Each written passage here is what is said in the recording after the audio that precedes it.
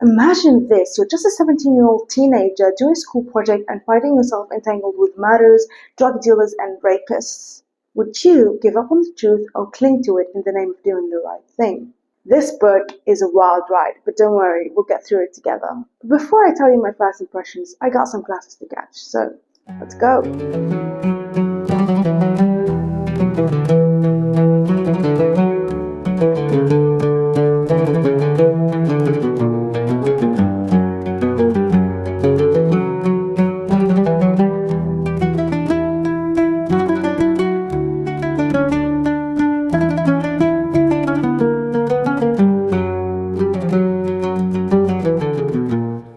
Okay, I'm home. Well, not really. I'm miles away from home, but I'm back in my dorm's room.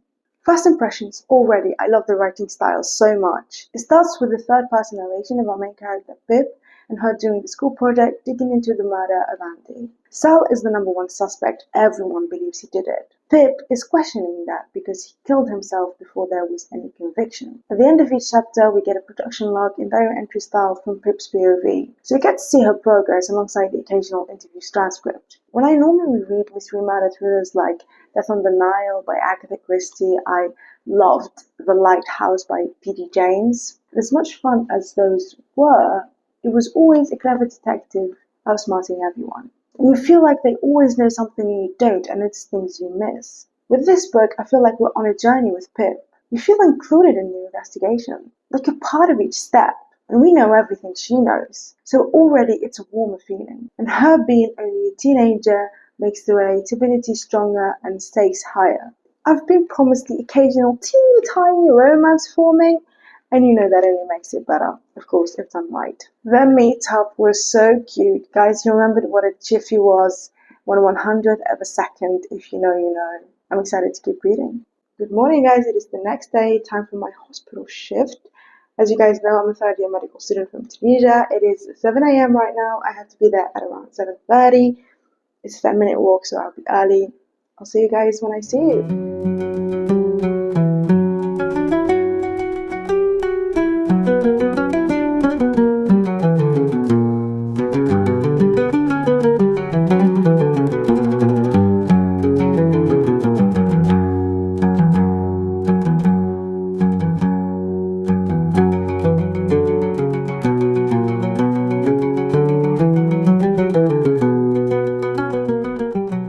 So many theories on who the killer might be because at least we know it's not Sal. That's what the writer suggesting anyways. Was it her strict dad Jason? Was it Naomi, Sal's best friend, who was secretly in love with him? Is she even dead?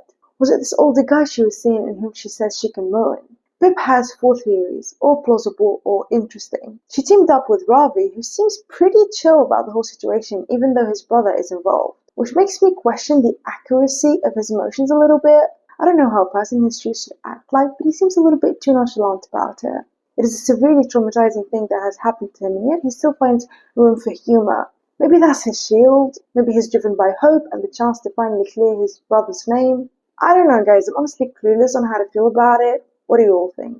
And throughout this, Pippa has been getting some death threats to stop her from digging further into the case, but we don't know who it is. It could even be Angie herself not wanting to be discovered. But why would she still be in town? And if she escaped, why would she return? Guys, it is Friday and I'm going home for the weekend. As you can see, I am strapped and loaded. I miss my family so much. I can't wait to see mom and dad and my brothers and to have a little break from med school. Let's go.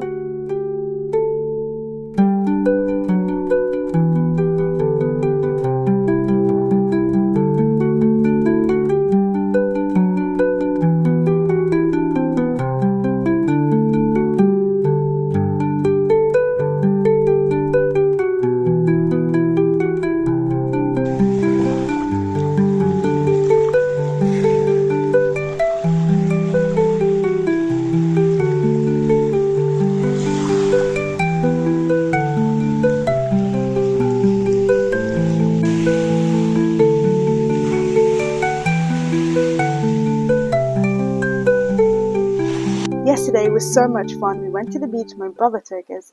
As you can see, I'm in my home garden. I've missed this place. And guys, I've got theories. I'm convinced Andy is alive. That older woman slash hotel owner said she recognized her from weeks ago. Sure, she has Alzheimer, but something's fishy there.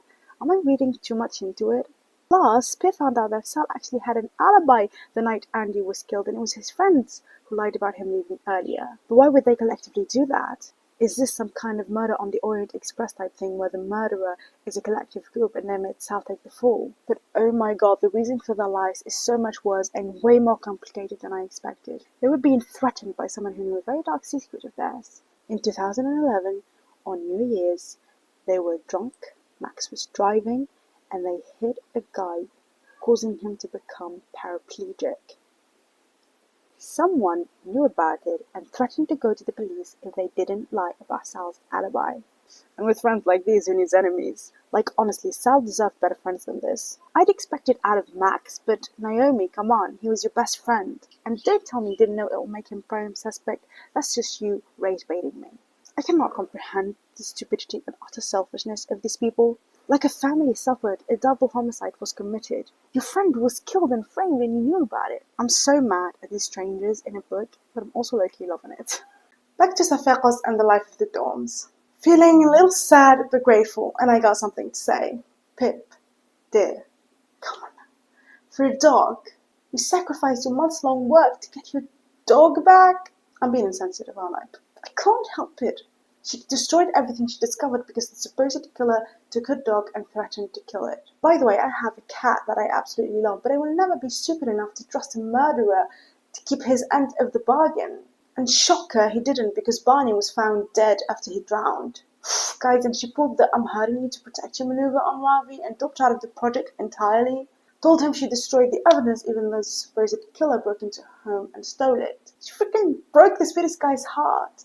Gave him hope and took it away because of the "I'm doing the right hard thing" mindset she has going on. And I can't help but blame it all on the writer because it feels out of character for Pip to be this discreet about the threats, to keep the Barney situation to herself. Knowing Ravi, she could have just told him what's going on and that she feels scared and she's stepping away and he would have figured something out. But no, we had to add some conflict. We can't possibly not anger Iman. Like, she has to suffer a little. Can't give her a perfect book or else what is she going to complain about? Okay guys, false alarm. I might have exaggerated a teeny tiny bit earlier. That whole situation didn't last long because Ravi came in the next day and saw right through her and asked if she had been threatened, and she actually mailed everything to herself. So we can rest assured now. I felt so angry because I thought it was going to drag on, but I think we're headed into a perfect read. Guys, this isn't a normal mystery murder. The big reveal was absolutely shocking. I'm reading A Good Girl's Guide to Murder on my laptop, by the way, because I forgot the book in Tunis. Did not think that Elliot, Kara's dad, is the one who killed Sal and kidnapped Andy. And what is more jaw-dropping than the killer being exposed is that the kidnapped Andy is not actually Andy, but some girl who looks like her that Elliot found. And he did not kill her dog. So who did? And where is Andy? What is going on? I'm fearful for Pip because maybe unknown threatening her via text messages is not the same as threatening her via letters. I feel protective over her as if she's my little sister. I'm like screaming at the pages, watch out, because this isn't over. Wow, this has been an emotional roller coaster. What an ending, what a book, what a journey. It has been exceptionally beautiful. Books evoke so much emotion in me, as I'm sure they do for most readers. It is not just a peaceful escape from reality. It is a feeling of love, of tenderness. Like you're a little kid being hugged by your mother. It's that sort of warmth. As you guys saw, I got invested in the storyline, as I always do, and I was not disappointed. It is such a unique talent to be able to write characters so well and to create a parallel world to our own. I just want to thank Holly Jackson for allowing me to step away from the stress of life and med school and to dive into the world of Pip and Ravi. Highly recommend this book. I feel grateful to be alive, to be human. I feel fortunate and blessed to immerse myself in these types of stories. Alhamdulillah, truly. Juggling this channel and med school and the pain of being away from my family has been incredibly hard, but also incredibly rewarding. Again, alhamdulillah, we can't say it enough. That's all I have to say. I'll see you next time, which might be for a while. It is getting hectic here, but I'll try my best. Perfect time to binge watch my Pride and Prejudice Gentrified series, which is the Gen Z style take on the 200-year-old book. Or you can watch my Cruel Prince trilogy reading vlog series. We covered the Shatter trilogy. We talked about Agatha. We got so many videos to keep you company until the next one. Assalamu alaikum. Bye.